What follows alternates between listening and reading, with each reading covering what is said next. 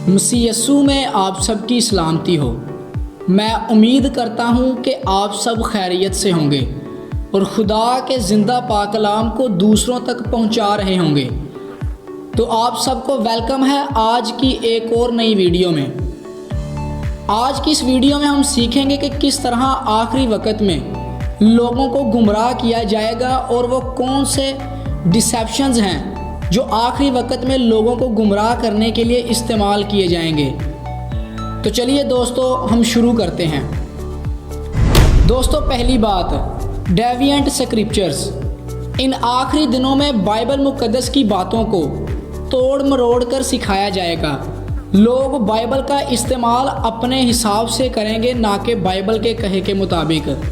पौलुस रसूल ने दूसरे तीमुथियुस 4:3 में कहा था, क्योंकि ऐसा वक्त आएगा कि लोग सही तालीम की बर्दाश्त ना करेंगे, बल्कि कानों की खुजली के बायस अपनी अपनी ख्वाहिशों के मुआफिक बहुत से उस्ताद बना लेंगे।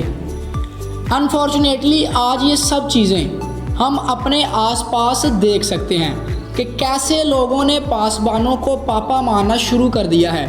वो खुदा को ज़्यादा अहमियत नहीं देते और ना ही खुदा का ज़्यादा खौफ मानते हैं, बल्कि आज पासबानों को खुदा से बढ़कर अहमियत दी जाती है। अब मेरे कहने का मतलब ये नहीं है कि पासबानों को अहमियत ना दी जाए और उनकी इज़्ज़त ना की जाए, बल्कि मेरे कहने का मतलब ये है कि पहले पासबानों को परखा जाए और ये समझा जाए कि हमें वो झूठी तालीम तो नहीं दे रहे, क्योंकि मुक़द्दस पौलुस भी कहते हैं कि पहले रूहों को परख लेना चाहिए। लेकिन अफसोस कि आज लोग अंधाधुंध अपने अपने कामों में लगे हुए हैं और कोई भी इस झूठी तालीम को और इन झूठे पासबानों को परखना नहीं चाहता है, बल्कि लोग ये कहते हैं कि जो भी पासबान ने कह दिया सो कह दिया।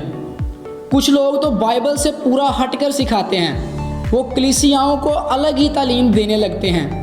मिसाल के तौर पर आज कुछ लोग सिखाते हैं कि यीशु मसीह की दूसरी आमद बिल्कुल सीक्रेटली होगी, जैसे कि चाइना और कोरिया में ऑलरेडी हो चुकी है। और ये लोग भी बाइबल का ही इस्तेमाल करते हैं। कुछ आयात को लेकर उनको ट्विस्ट करके एक नई डॉक्ट्रीन बना देते हैं और ये ऐसे लोग दुनिया के हर कोने में पाए जाते हैं।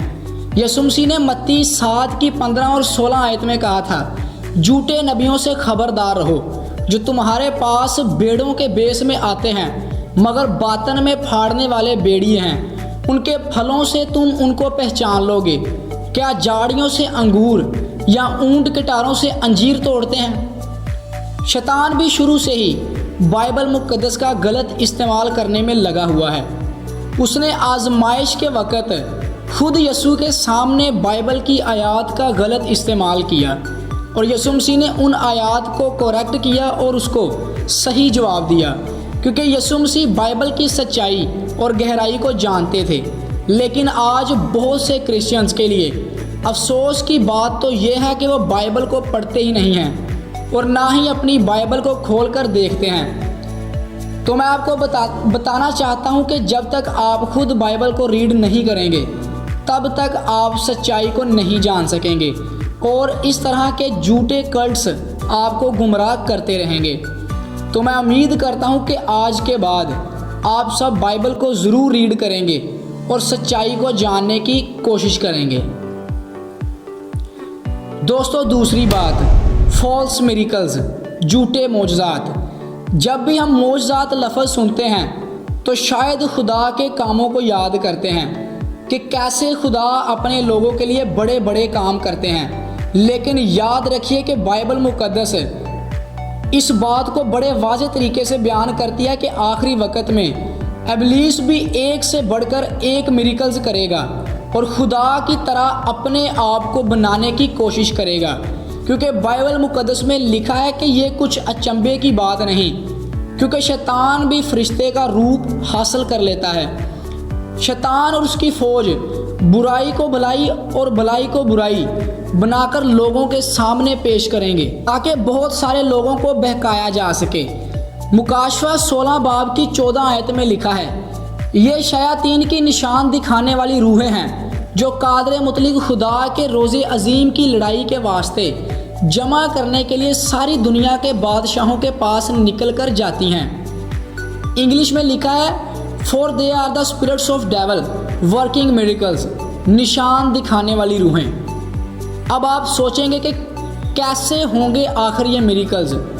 دوستو یہ میریکلز الگ الگ طریقوں سے آئیں گے، جیسے کہ آج لوگ یہ یقین کرتے ہیں کہ مرنے کے بعد روح دوسرا جنم لیتی ہے، تو وہ دوسرا جنم لوگوں کو کر کے دکھائیں گے اور یہ شو کریں گے کہ یہ دیکھو ہمارا دوسرا جنم ہوا ہے۔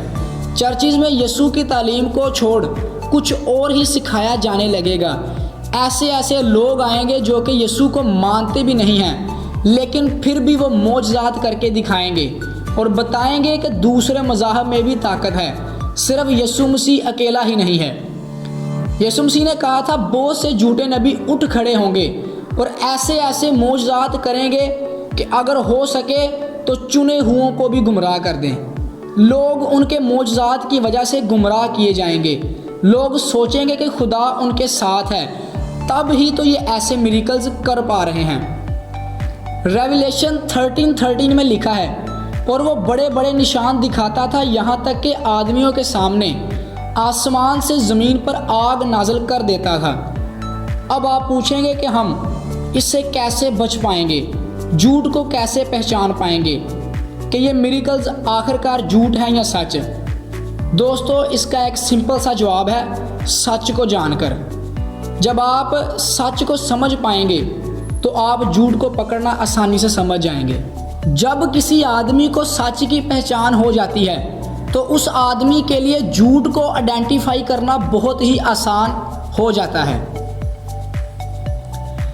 دوستو تیسری بات، لو ود ورلڈلی تھنگس، دنیاوی چیزوں سے پیار۔ دنیا اور دنیا کی چیزوں سے رشتے رکھنا ہم مسیحیوں کے لیے بہت زیادہ خطرناک ہے۔ ہم مسیحیوں کو اپنی اچھائی سے دنیا کو مائل کرنا ہے، نہ کہ دنیاوی چیزوں سے خوش ہونا اور دل لگانا ہے۔ بائبل مقدس ہمیں دنیا سے علیحدہ ہونے کے لیے بار بار زور دیتی ہے۔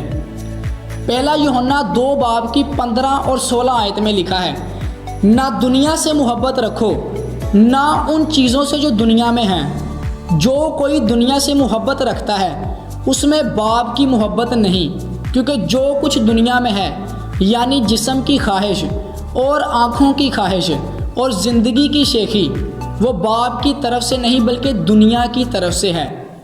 اسی باب کی 17 آیت میں لکھا ہے، دنیا اور اس کی خواہش دونوں مٹتی جاتی ہیں، لیکن جو خدا کی مرضی پر چلتا ہے وہ ابد تک قائم رہے گا۔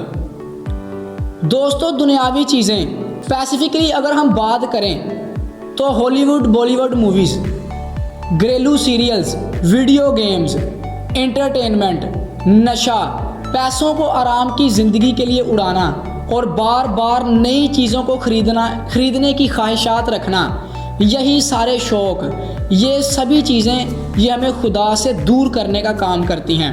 یہ دنیاوی چیزیں کبھی بھی ہمیں خدا کے نزدیک نہیں لے جا سکتی۔ افسیوں 5:11 میں لکھا ہے، اور تاریکی کے بے پھل کاموں میں شریک نہ ہو بلکہ ان پر ملامت ہی کیا کرو۔ دوستو بائبل مقدس کے مطابق ہمارا دنیا کے ساتھ کوئی رشتہ نہیں ہونا چاہیے، ہماری دنیا کے ساتھ کوئی شراکت نہیں ہونی چاہیے۔ ہمیں دنیا میں رہنا تو ہے لیکن دنیا کے جیسا بننا نہیں ہے۔ دنیا کی خواہشات کو چھوڑ کر نیچر میں اپنا وقت گزاریں۔ نیچر کی خوبصورتی آپ کو خدا کی مہما دکھائے گی۔ بائبل مقدس کو پڑھیں اور مسیحی کتابیں پڑھیں یا پھر ہماری مسیحی ویڈیوز کو دیکھیں۔ اپنے خاندان کے ساتھ اچھا وقت سپینڈ کریں۔ خدا تو چاہتا ہے کہ ہماری لائف اس کی مہما کرے اور ہم سب فالتو باتوں سے بچے رہیں۔ دوستو اس آخری وقت میں ان تینوں چیزوں ڈیوینٹ سکرپچرز، فالس میریکلز اور لو ود ورلڈلی تھنگز کا دھیان رکھیں، کیونکہ یہ تینوں چیزیں بہت سے مسیحیوں کو آخری وقت میں گمراہ کریں گی۔ اس لیے آپ ہوشیار رہیں، الرٹ رہیں اور خدا کے نام کو مہما دیتے رہیں۔ اگر آپ کو ہماری یہ ویڈیو اچھی لگی ہو تو چینل کو سبسکرائب کر دیں، ویڈیو کو لائک کر دیں اور کومنٹ باکس میں اپنی رائے کا اظہار کریں اور اس ویڈیو کو زیادہ سے زیادہ لوگوں تک شیئر کریں تاکہ خدا کے نام کو زیادہ سے زیادہ جلال مل سکے۔ آمین۔ God bless you all.